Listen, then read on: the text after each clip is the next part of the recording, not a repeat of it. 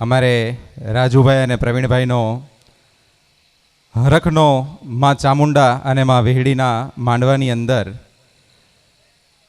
બોટાદ મહાકાલી ધામના મહંત મહામંડલેશ્વર 1008 અને અખિલ ભારતીય સંત સમિતિના અધ્યક્ષ એવા ભાવેશ બાપુ આજના માંડવામાં ઉપસ્થિત હોય એટલે હું તો એવું માનું છું કે માં વેહડીના માંડવાની અંદર બોટાદના આંગણે બિરાજમાન જગદંબા ગઢ પાવાની કાળકા આપોઆપ આવી છે. આજ ભાલના ભામાશા દિવસ ઉગવાની રાહ જોતા હોય એવા કેટલાક વિરલાઓ આ દુનિયાની અંદર આપણે એમ કહેતા હોય કે ભામાશા થઈ ગયા, પણ ના, જો દ્રષ્ટિ કરીએ ને તો આપણી આજુબાજુમાં જ ભામાશાઓ આજે પણ જીવે છે. રોજ દિવસ ઉગે ને દિવસ આથમે ત્યાં સુધી કોઈ ધર્મનું કામ હોય, કોઈ સમાજનું કામ હોય અને હાલુભા સાહેબની હાકલ વાગે એટલે ત્યાં ખડે પગે ઊભા રહે એવું વિરલ વ્યક્તિત્વ, અને એમની હાજરી જ્યારે માં વેહડીના માંડવાની અંદર હોય ત્યારે એમની ભાવના, એમના સામાજિક પ્રયત્ન, એમની ધાર્મિક પ્રવૃત્તિઓને પણ આપણે જોરદાર તાલીઓના ગડગડાટ સાથે બિરદાવી રહી. બાપુએ ખૂબ સરસ વાત કરી કે માંડવો એ માના અનુસંધાનને સાધવા માટેનું એક પર્વ છે. ખંભા ઉપર લોબડી કે ભેળિયા એમનામ નથી રહેતા. જ્યારે જ્યારે એ બાનાને ઓઢીએ છીએ ને ત્યારે જો જગદંબાની પૂર્ણ કૃપા ન હોય તો એને ક્યારેય ધારણ પણ નથી કરી શકાતો. ભેળિયાનો ઓઢનાર કદાચ પામર હોઈ શકે, ભેળિયાને પૂજા કરીને રાત દિવસ ભગવતીનું ભજન કરનારો માણસ હોય એ પામર હોઈ શકે, પણ જેના લોબડીની અંદર, જેના ભેળિયાની અંદર જે અખિલ બ્રહ્માંડનો પાવરને પોતાના ખભા ઉપર ધારણ કરીને બેઠો હોય છે ને, એ જગદંબા ક્યારેય નાની ન હોઈ શકે. એટલે બાપુએ બહુ સરસ ટકોર કરી છે ને આપણે પણ આ વસ્તુને બહુ ધ્યાનથી સમજવા જેવી અને યાદ રાખવા જેવી બાબત છે કે માંડવો એ મનોરંજનનું માધ્યમ નથી. માંડવો એ માં જગદંબાની આરાધનાનું પર્વ છે અને આપણે બધા માના ગુણગાન સાંભળવા માટે અહીંયા બેઠા છીએ. બહુ ઓછા વ્યક્તિઓ હોય કે જેના કુળદેવી ચામુંડા હોય, પણ હું તો એવું માનું છું કે કદાચ આ પરિવાર ઉપર, આ ધંધુકિયા પરિવાર ઉપર કુબેરભાની કોઈ એવી અસીમ કૃપા હશે ને ત્યારે એને વેહડી જેવી દેવ પૂજવા મળી હશે. આ ધંધુકિયા પરિવારનો ગર્વ લેવા જેવી બાબત છે. આ જગતના ચોકની અંદર માત્ર ને માત્ર બે જ એવી દેવીઓ છે કે જેને કાંઠાનું ધર્મ કહેવાય. અહીંયા લખ્યું છે બેનર ઉપર પણ, કાંઠાનું ધર્મ. અને કાંઠાનું ધર્મ એટલે લીમડીથી તમે સાયલા જાઓ અને વહતડીના ભોગાવાના હામા કાંઠાની મેલડી જે બેઠી એને કાંઠાનું ધર્મ કહેવાય. જેથી પથુભા દરબારને પરચો આપીને જગદંબા આસન વાળીને બેઠી એ જોગમાયા. અને બીજું, ધંધુકાથી તમે ઉગમણા જાઓ અને ભાદરના કાંઠાની ઉપર બેઠેલી જગદંબા વિષભુજા જેને ધારણ કરી અને અમરિયા નામના દૈત્યને સાયલાના સરોવરમાં જેને પાડો બનાવી અને જેના ઉપર અસવાર થઈ ગઈ એ વિષભુજેશ્વરી વેહડી જ્યાં બિરાજમાન થઈ હોય. આ ધંધુકિયા પરિવારનો કોઈ ગર્વ, મને રામી સાહેબે કીધું હતું મને કે બે વાત અમારા પરિવારની, અમારા દાદાના પરચાની વાત કરજો. એ કે જ્યારે પૂર્વની કોઈ કમાઈ હોય ને ત્યારે પૂજવા માં મળતી હોય છે. યાદ રાખજો દોસ્તો, પૂર્વની કમાઈ. અને હું તો એવું માનું છું કે આ વેહડી તો આ ધંધુકિયા પરિવારને મફતમાં મળેલી દેવ છે. એના માટે તમારે કોઈ પ્રયત્ન નથી કરવો પડ્યો, એના માટે તમારે કોઈ રાત દિવસ ભજન નથી કરવું પડ્યું, એના માટે રાત દિવસ તમારે કોઈ તપસ્યા નથી કરવી પડી. પણ એ ભોગવવાના કાંઠે મારી દેવી પૂજકના ડંગાની દેવ જેને કહેવાય ધૂળના ધડીમલાનું ધર્મ, હે એક ચપટી ધૂળનો જેને વ્યવહાર કહેવાય. બેનજો સહેજ આપજો જરાક ભાઈ. ચપટી ધૂળનો વ્યવહાર જેને કહેવાય અને એ દેવી પૂજકના દંગાનું ધર્મ જેને કહેવાય કે મારી વિષ ભુજાળી અમરિયા દૈત્યને જેને પાડો બનાવીને જેના ઉપર સાયલાના સરોવરને એક ઢૂકની અંદર પીનારી દેવ. અને આવી જોગ માયા એ કુબેર બાબા જેદી એ ધંધુકાના સીમાડામાંથી હળવા હળવા ડગલા ભરતા ભરતા ભરતા ભરતા જેથી ખડોલ ખસ્તાના ગામની અંદર જ્યારે જવા માટે નીકળે અને ત્યારે ભાદરના હામા કાંઠાનું ધર્મ મારી દેવી પૂજકના વ્યવહારની દેવી એ મારી વેહળીનો જ્યારે ધૂળનો ધડીમલો આવે ત્યારે કુબેર બાબા એટલું કહેતા હશે કે હે જોગમાયા, હે મહામાયા, હે પરાશક્તિ, એ અખિલ બ્રહ્માંડનું સંચાલન કરવા વાળી હે મહામાયા, હે જોગમાયા, માયકા છાબડીની માલપા ફૂલ લઈને પારકા ગામની અંદર મારી હું વેચવા માટે નીકળું છું, પણ કોના નસીબનું કોણ ખાતું હોય મને ખબર નથી. તું કોની દેવી છો માં એ મને ખબર નથી, પણ આ ફૂલ તો હંમેશા ભગવાનના ચરણોમાં ચડતા હોય. લે જોગમાયા, આ બે ફૂલ તારો ધૂળનો ધડીમલો છે ને ત્યાં હું ચડાવતો જાઉં છું. હે મારી વેહળી, આજ અમારું ધ્યાન રાખજે જોગમાયા. આ શબ્દ પડે 1 દી 2 દી 3 દી 4 દી 5 દી 6 દી એમ કરતા કરતા સમયના દિવસ ઉપર દિવસ, અઠવાડિયા ઉપર અઠવાડિયા, મહિના ઉપર મહિના થવા લાગ્યા અને જોત જોતાની અંદરથી ધૂળના ધડીમલાની માલપાથી મારી દેવી પૂજકના ડંગાની જોગમાયા જાગૃત થઈને એટલું કીધું તો કુબેર વાહ, આ જગતના ચોકની માલપા મારા કુબેર, મારી હામો મારા ધૂળના ધડીમલાની સામે એક દી પણોઠી વાળીને બેહી જા દીકરા.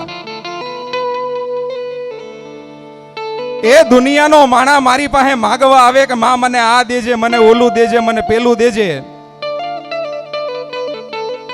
પણ ખડોળ ખસ્તાના રોડ ઉપર જતા જતા બટા તું મને રોજ 2 ફૂલની પાંદડીઓ ચડાવતો જાસ ને, મને તારો આ નિર્દોષ ભાવ મારા દીકરા મને બહુ ગમે છે.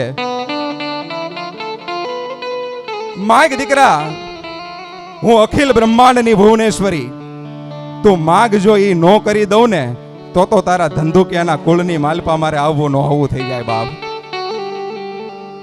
અને ત્યારે કુબેર બાબા એટલું કદાચ મારી જોગમાયાને એટલું કહેતા હશે કે હે માં, હે મારી દેવી પૂજકના ડંગાની દેવી,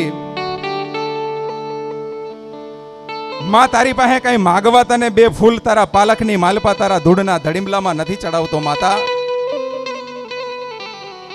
પણ જો તું દેવાનું કહેતી હોય ને તો માં એટલી કૃપા કરજે કે જીવું જાગું ત્યાં સુધી મારી વેહળી તારું ભજન હું ન ચૂકું. અને ત્યારે દેવી પૂજકના ડંગાની દેવી મારા ધૂળના ધડીમલાનો વ્યવહાર જેને કહેવાય એ મારી વેહળી એટલું બોલે કે હાંભળ હાંભળ મારા દીકરા, દુનિયામાં માગવા જાય તો હવ આપે પણ વગર માગે આપું ને એને જ હું જગદંબા કહેવાય બાપ.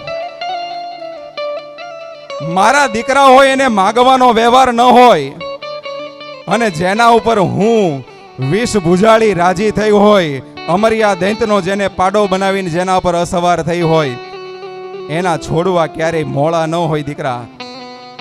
પણ આજ મારો રાજીપો એટલો છે તારી ઉપર કે જા મારા દીકરા, રોજ હવારનો દાડો ઉગે ને તું મને ફૂલ ચડાવીશો ને, આમ મારા દીકરા તું મારા દેરીની ઉપર, મારા ધૂળના ધડીમલાની ઉપર 2 પુષ્પને અર્પણ કર અને સામે જો રોજ દિવસ ઉગે અને ચાંદીનો જો રાણી સિક્કો તને ન આપતી જાવ ને તો દુનિયાની માલપા હું વિહળી ન કહેવાય બાપ. સમયના ગડથોલિયા જતા જાય કુબેર બાબા તો માં વિહળીના ધામમાં પહોંચી જાય, પણ જતા જતા એને એટલું કીધું હશે કે મારા ધંધુકિયાના કુળનો માવતર કદાચ ચામુંડા તો મઢમાંથી ડગલું ભરે કે ન ભરે, પણ જેદી મારી ધંધુકિયાની વસ્તીને મારી દુઃખ પડે ને તેદી મારી આભા મંડળમાંથી ઉતરતા જો પલઘડીનો વિચાર કરને તો મારા દેવી પૂજકના ડંગાની દેવ મારી વેહળી દેવ નો કહેવાય બાપ.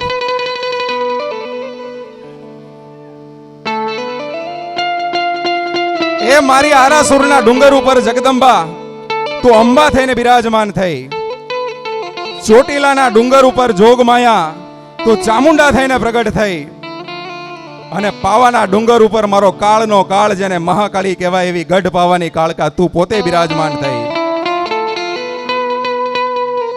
પણ જસદણથી આટકોટ અને આટકોટથી રાજકોટ જાઓ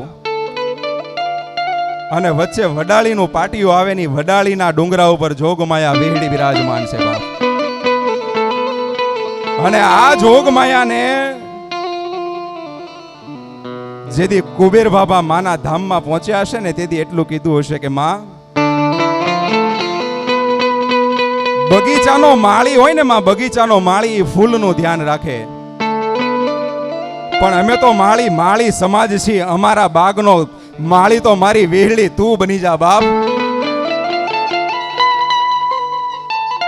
અને જેદી આ લોકને છોડીને પરલોકની અંદર જ્યારે ગયા હશે તેથી મારી જોગમાયા વેહળીને એટલું કીધું હશે કે હે દેવી, મારી કાયાનું કોડિયું બનાવી આ દેહના મારી ખાલ પાડી અને જોગમાયા વેહળી તારું ભજન કર્યું છે. ને જો આપો હાથ તું ઉતરી હોય ને અને ચામુંડાના પાલખની જો દેવ થઈને તું મારી માં ભગવતી વેહળી આજ પૂજાવા માટે નીકળી હોય તો મારી હું તો તારા ધામની અંદર આવું છું, પણ મારો ધંધુકિયાનો છોડવો કોઈ મારી તને વેરન વગડે નદી નાળે ક્યાંય મારી પોકાર કરે ને કે ક્યાં ગઈ મારા બાપ કુબેરભાની પૂજેલી દેવ. અને હાથમાં પાતાળમાં બેટા હું હોય ને જો પાતાળને વીંધીને મારા છોરુડાની ખબર લેવા ન આવું ને તો દેવી પૂજકના ડંગાની દેવી હું કાંઠાની દેવ વેહળી મટી જાઉં બાપ.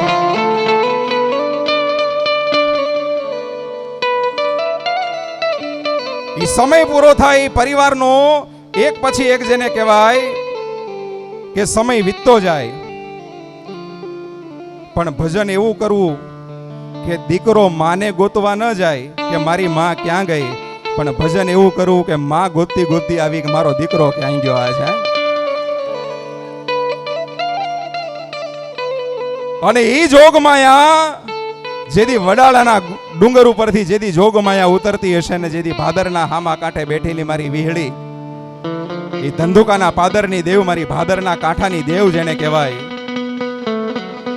એને જેથી આ પરિવારમાં મીટ માંડી હશે ને ત્યારે એને એક જ એવો છોડવો દેખાણો હશે કે મને વેહળીને જો લાડ લડાવવા વાળું કોઈ માનવી હોય ને તો આ મારો મનુ દીકરો એક જ છે. દુનિયાની માલપા એના સિવાય મારો કોઈ ધણી નથી ભાવે. અને એ મનુ દીકરો આપણે તો દીકરો ન કહી શકાય કારણ કે આ માના શબ્દો માં કહેતી હશે એ ભાવ પ્રગટ કરું છું. પણ જેને 93 વર્ષનો સમય વીતી ગયો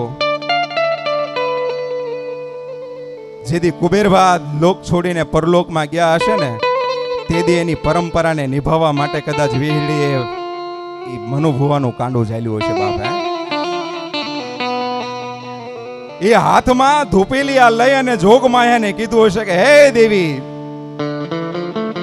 તું તો મારા દેવી પૂજકના ડંગાની દેવી કહેવાય, મારી ધૂળના ધડીમલાનું ધર્મ છો બાપ. એ મારી વસ્તી મારી જો 5 ડગલા પાપમાં આગળ હાલી જાય ને તો મારી વસ્તીને ખોટને ખમા કરીને ખોળે લેજે જોગમાયા. મારી ગુગળનો ગાંઠિયો, તેલનો તરસકો, મારી ધૂપનો ધુમાડો મારી વસ્તીની માલપા કોઈ દીધો હોય કે ન દીધો હોય લે તારો મનો દીકરો મારી તને ધૂપના ધમાડે જમાડું છું બાપ. એ 93 વર્ષની જેની ઉંમર થઈ ગઈ ને જગદંબા આજ એનો ભાવ પ્રગટ કરું જો મનુ દાદાના ખોળીએ ભગવતી રમવા આવતી હોય તો આનાથી તો મોટું મિત્રો ઉદાહરણ બીજું શું હોઈ શકે. આ જગદંબાનું પ્રમાણ, આ જગદંબાનો માંડવો છે એના રામના ચોપડે લખી ગયો એનું પ્રમાણ. એ 93 વર્ષની ઉંમરે જેથી જોગમાયાની સામે મીટ માંડી હશે ને ત્યારે હું માનું છું કે આ પરિવાર જે આપણે બધા લાલ પીળા થઈને ફરો છો બહેનો, દીકરીઓ, ભાઈઓ, આ બધી કમાણી માત્ર ને માત્ર મનુ દાદાની છે.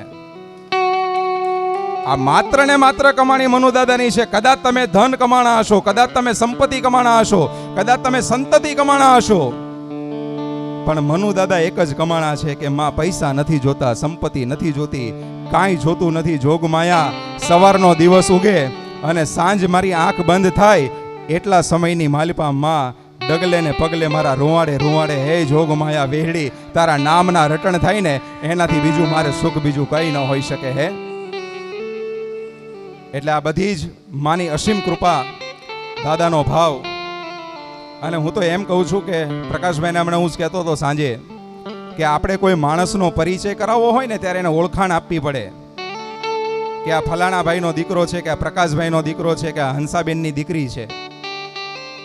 પણ જગતમાં દેવીની ઉપાસના કરી લો ને ત્યારે માં એમ કહે છે કે મારું નામ પછી, પણ દીકરા તારું નામ આગળ કરાવી અને જો જગતમાં ડંકા વગડાવું તો માનજે કે હું 20 ભુજા ધારણ કરનારી વેહડી બોલી હતી. મિત્રો, આજે માં વેહડીનું નામ લેવું હોય ને તો આગળ મનુ દાદાનું નામ લેવાય કે મનુ ભુવાની વેહડી. આ ભજન હોય ત્યારે થાય. બોટાદના આંગણે જતા રહો, ભાવેશ બાપુની મહાકાળી, મહાકાળી નહીં કોની તો ભાવેશ બાપુની મહાકાળી. અને આવું ભજન અને ભજનને આધીન આપ સૌ માના ખોળે એના ફૂલ બની અને જગદંબાના માંડવાના ગુણગાનને સાંભળવા માટે આવ્યા છો, ત્યારે માને એટલી પ્રાર્થના કરવી કે માં, આ જગતના અમે તો પાપી જીવ છીએ, તારું શું ભક્તિ કરી શકીએ, શું ભજન કરી શકીએ. ક્ષણે ક્ષણે પલે પલે સમયે સમયમાં અમારા વિચારો બદલાતા હોય, પણ હે જોગમાયા, મારી દેવી પૂજકના ડંગાની દેવી, મારા ભાદરના કાંઠે બેઠેલી જોગમાયા, મારી ચપટી ધૂળના વ્યવહારનું ધર્મ છું તું માં. હે કુબેરભા અને પછી મનુભાભાએ જેની ભક્તિ કરી માં, અને એનો આજે રસનું પાન આપ સૌ કરી રહ્યા છો, એના ભક્તિના રસનું પાન કરી રહ્યા છો. અને એવા રૂડા માંડવાની અંદર રાવળદેવ સરસ રીતે માના ગુણગાન સંભળાવે. અને વિશેષ આનંદ તમારે બધાને એ લેવો જોઈએ કે બાપુ આવે એટલે સ્વયં જગદંબા ગઢ પાવાનો ડુંગરથી ઉતરી અને ચાચરના ચોકમાં જેમ બ્રહ્મા ઉતરતી ને ચાપાનેરના ચોકની અંદર, એમ જોગમાયા સ્વયં પ્રગટ થઈ અને પોતે આવી છે. એટલે માં વેહડીના માંડવાને દીપાવવા માટે બોટાદ ધામથી જગદંબા ભાવેશ બાપુના રૂપમાં જ્યારે કાલી આવ્યા હોય ત્યારે એની પણ જોરદાર તાલીઓના ગડગડાટથી આપણે માના ભાવને પણ બિરદાવી દઈએ. ખૂબ આનંદ કરવું, માંથી ખૂબ નજીક રહેવું. જગદંબા મળી જાય પછી દુનિયામાં કોઈની જરૂર પડતી નથી. મા તત્વ બહુ મોટું છે. આદિ જગતગુરુ શંકરાચાર્ય જેવાને જો એની જરૂર પડી હોય તો આપણે તો તુચ્છ અને પામર જીવ છીએ. માના ખોળે કાયમ ખેલતા રહેવું. દુનિયામાં આધિ વ્યાધિ કે ઉપાધિ આવે ત્યારે ક્યાંય દોડવું નહીં, પણ આપણા બાપ દાદાનું પૂજેલું ધર્મ હોય ને એના ખોળે માથું નાખીને કહેવું કે હે જોગમાયા, તારા સિવાય મારો બીજો કોઈ આધાર નથી. થાકી થાકીને મારી દુનિયા દોડી દોડીને મારે જવું ક્યાં, જો તું આજ ખોળે નહીં લે તો દુનિયામાં પામરનું શું થાય માં. હે અને તેથી મઢના પાલખમાંથી ફળા રૂપે બેઠી હોય તોય ભલે, મૂર્તિ રૂપે બેઠી હોય તોય ભલે, ફોટા રૂપે બેઠી હોય તોય ભલે, પણ અહીંયાથી જાગૃત થઈ અને એક હાથ 20 ભુજામાંથી એક હાથ જો તમારા ઉપર ન મૂકે ને તો મનુ ભુવાની ભક્તિમાં ક્યાંક ભૂલ પડી કહેવાય બાપ. ખૂબ આનંદ કરો. રાવળદેવ માના ગુણગાન સંભળાવી રહ્યા છે અને રાજુભાઈ સ્પેશિયલ આવ્યા હતા સુરત માતાજીને આમંત્રણ આપવા માટે કે સાહેબ પધારજો આપ. ખૂબ કાર્યની વ્યસ્તતા હતી છતાં પણ અહીંયા આવવાનો અવસર પ્રાપ્ત થયો અને માના ગુણગાન સાંભળવાનો પણ અવસર પ્રાપ્ત થયો. એ બદલ સર્વ ધંધુકિયા પરિવારનો પણ ખૂબ આભારી છું. અને માં સૌના જીવન ઉપર અમી દ્રષ્ટિ રાખે, કૃપા વર્ષાવે, સદત માના આશીર્વાદ આપ સર્વ જીવ ઉપર રહે એવી શુભકામના સાથે વિરમું છું. જય મહાકાલી માં, જય વેહડી માં.